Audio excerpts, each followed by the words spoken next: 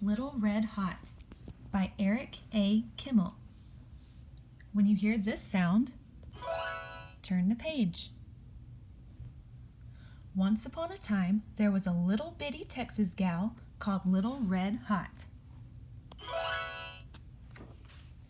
Folks called her that because she loved to eat red hot chili peppers. She ate peppers for breakfast, lunch, and dinner. She ate pepper ice cream for dessert. She had hot pepper cake for her birthday with jalapenos on top instead of candles. Folks used to say that Little Red Hot could eat fire out of a stove. Little Red Hot would answer, "No, I wouldn't do that. Fire ain't hot enough." One day, Little Red Hot's mama said to her, "Little Red Hot, I heard from Grandma today. She's feeling poorly. I think she has a cold. Could you drop by and look in on her? She'd feel so much better to see you." "I'll do that, Mama," Little Red Hot said. "I'll bake a hot pepper pie, Grandma's favorite. It'll knock those cold germs right out of her." Little Red Hot got busy in the kitchen. In no time at all, she had mixed up a hot pepper pie. She used Louisiana hot sauce instead of milk and filled the crust with eggs, cheese, and the hottest chili peppers she could find. Jalapeno peppers that could make a grown man weep. Tabasco peppers that could knock over a longhorn. Habanero peppers that could take the paint off a wall. And Naga jolokias from India, one of the hottest peppers in the world. Each one came with a warning label. Little Red Hot put the pie in the oven to bake. She didn't have to turn the oven on. That pie was so hot, it baked itself. Little Red Hot got on her pony and set off for Grandma's house. Along the way, she met up with Pecos Bill and his cowboys. "Hey, Little Red Hot, where are you going?" they called to her. "I'm taking a hot pepper pie to Grandma. She has a cold," Little Red Hot said. "Now you be careful on your way to Grandma's house," said Pecos Bill. "We just talked to 3 little tamales. They say that Senor Lobo, the big bad wolf, is prowling around the neighborhood. You keep an eye out for him." "I'll do that, Pecos Bill," Little Red Hot promised. No sooner had Pecos Bill and the cowboys ridden out of sight when Little Red Hot saw a big gray animal loping toward her. "Hold it right there! Don't you come any closer!" Little Red Hot yelled. "I know who you are. You're Senor Lobo. Pecos Bill warned me about you." The big gray animal stopped running. "You got me all wrong, miss," he said. "I'm not Senor Lobo. I'm Senor Coyote. I may be tricky, but I wouldn't hurt a fly." "You're mighty big for a coyote," Little Red Hot said. "You're a mighty smart little girl, and pretty too. Where are you going?" "I'm going to visit my grandma. She's feeling poorly," said Little Red Hot. "What a good little girl you are. You tell your grandma I hope she feels better."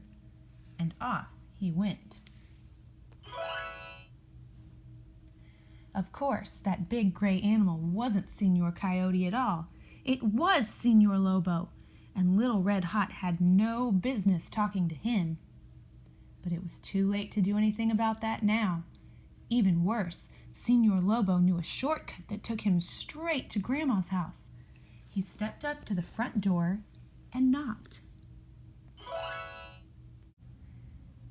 "Little Red Hot, is that you?" Grandma said. Senor Lobo made his voice sound like Little Red Hot's. "Yes, Granny, I heard you were sick. I hope you're feeling better." "I feel better already now that you're here. Come on in." Senor Lobo did just that. Grandma let out a yelp when she saw him. Grandma was sick, but she wasn't slow. She jumped out the window and ran.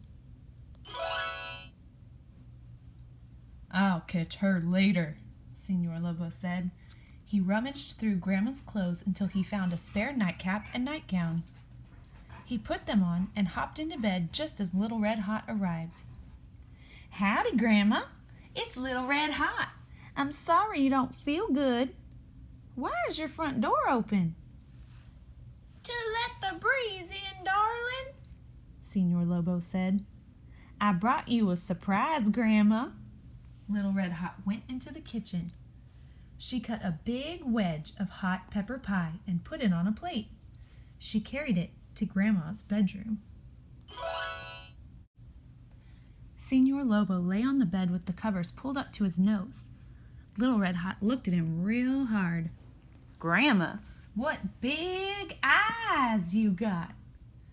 The better to see you with, darling, Senor Lobo said. Grandma, what big ears you got. The better to hear you with, darling, Senor Lobo said.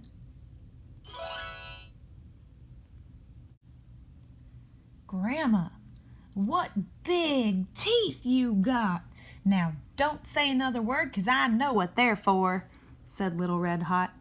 What are they for, darling? Senor Lobo asked. They're for eating this hot pepper pie I made just for you. Little Red Hot shoved that wedge of pie into Senor Lobo's mouth.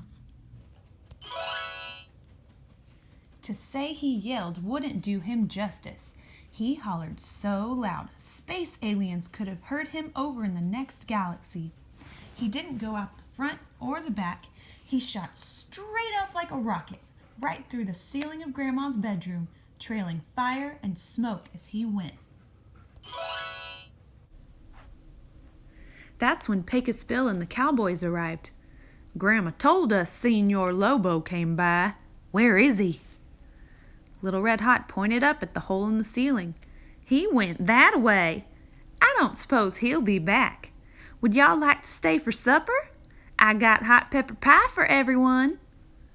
No thanks, Little Red Hot, Pecos Bill and the cowboys said. We're brave, all right, but not that brave. So Little Red Hot and her grandma ate that hot pepper pie all by themselves, every last crumb. And guess what? It knocked those cold germs flat out, just as Little Red Hot had promised.